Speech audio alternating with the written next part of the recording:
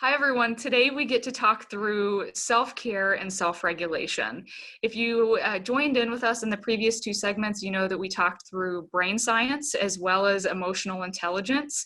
And that really leads us into what happens when we do pause, use the rate the weight tool that we shared in the last segment. What happens when we pause, breathe, and check in with how we're feeling and how other people are feeling around us. So self-care and self-regulation, what is that? Self-care, simply put, is doing the things that we each uniquely need to maintain our happiness, our health, and the ongoing development of our minds in whatever way works for you and in whatever way works for me and the hundreds of people that surround us, whether those are our family members, our colleagues, the folks that we are leading. So if I can say that one more time, self-care is unique to all of us. With the Rate the Weight tool, we have begun developing a toolkit that we can really look at and plug in what might work for me. And in the Be Well community, every day, we try something a little bit new and different. We do, though, like to root, we use the LAUGH acronym, and we want to start with you all today sharing what the LAUGH acronym is. So first, we limit exposure to negativity. We anchor ourselves in the things that really help us to thrive. That could be family, that could be movies, that could be whatever it is that anchors you. That could be driving in the car. Again, I don't want to limit you to thinking through what it is in your life that anchors you. That could be sleep, that could be a run or exercise. We unite with other people. So again, back to that connection piece. So LAU, unite with others that really help you to thrive. Be gentle. Use grace.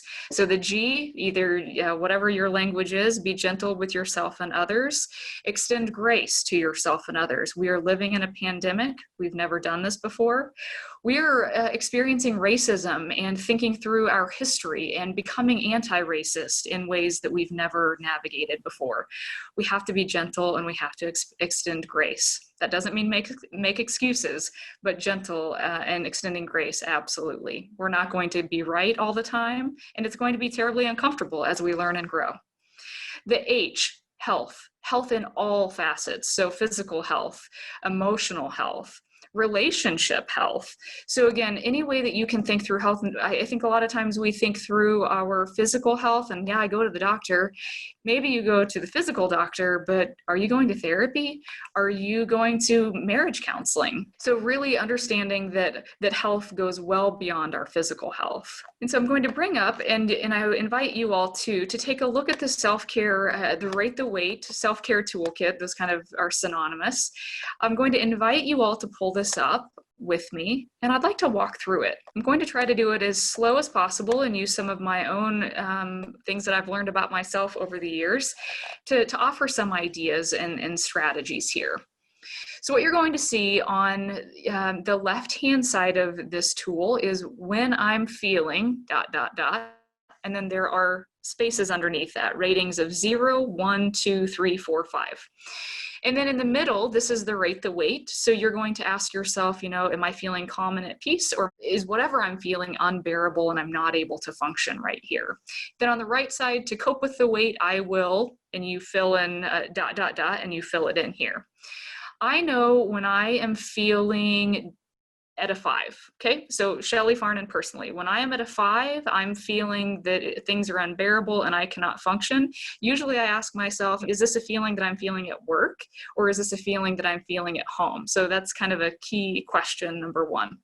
When I'm feeling a 5 at work, like I just can't do this anymore, and it doesn't always have to be like I can't move one foot in front of the other, but when I'm at a 5, usually I need to go to nature. So that's either hiking, going camping in some format, or maybe it's just going to sit by a river. I need to take a break from myself, reconnecting with nature to get plugged back in at work. That's kind of what I do to cope with. What I'm feeling on the left-hand side here is I kind of skimmed past that, but I'm feeling like, I just can't do this anymore. I don't want to listen to one more person. I don't know if I can attend that meeting today and really be tuned in.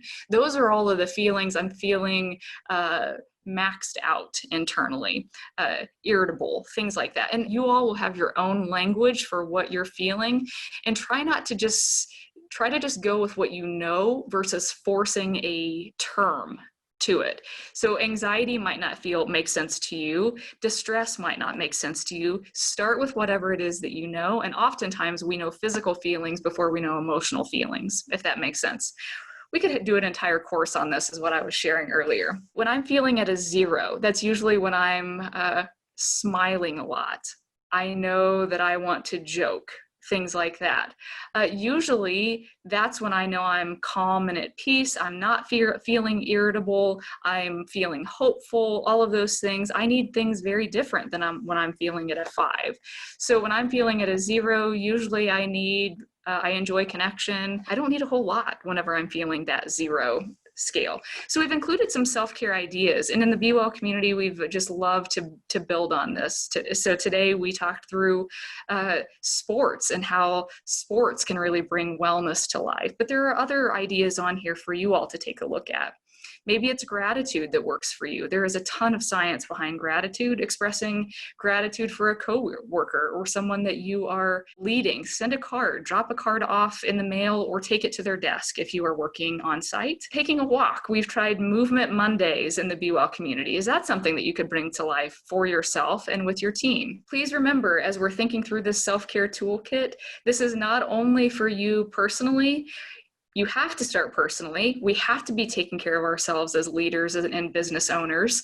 We have to take care of ourselves for our businesses to thrive. And then when we're mindful and practicing self-care independently, that next question is, how do we bring self-care and self-regulation to life for the folks that I'm leading? So maybe you like to bake. Maybe you like to talk on the phone. Maybe you don't like to talk on the phone. So whatever it is for you, circle it or cross it off or build your own self-care. This is just a foundation. We've had a lot of feedback of like, that doesn't work for me. And then we say, great, help us bring that to life in a new way. Meditation is a must. Breathing is a must. And then you can get into creativity. Do you play music?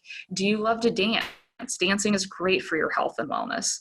Again, I could talk about self-care strategies and ideas all day long. I think the important thing is that we all remember self-care is unique to all of us.